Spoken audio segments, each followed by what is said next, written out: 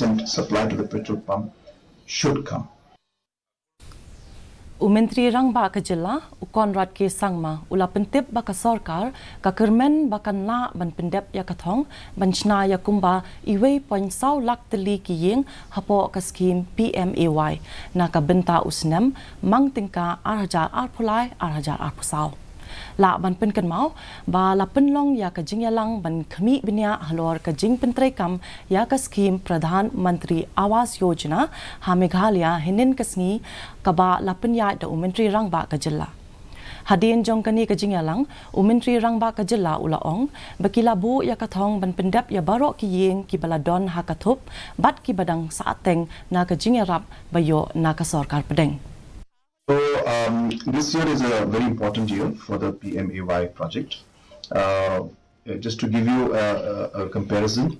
in the last 4 years, the target for the state was roughly about 40,000, 50,000 houses.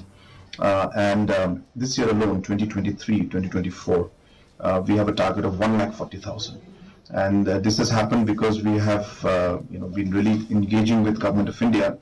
and we have put a target to complete all the pending houses that are there in the list. And we are happy to inform you that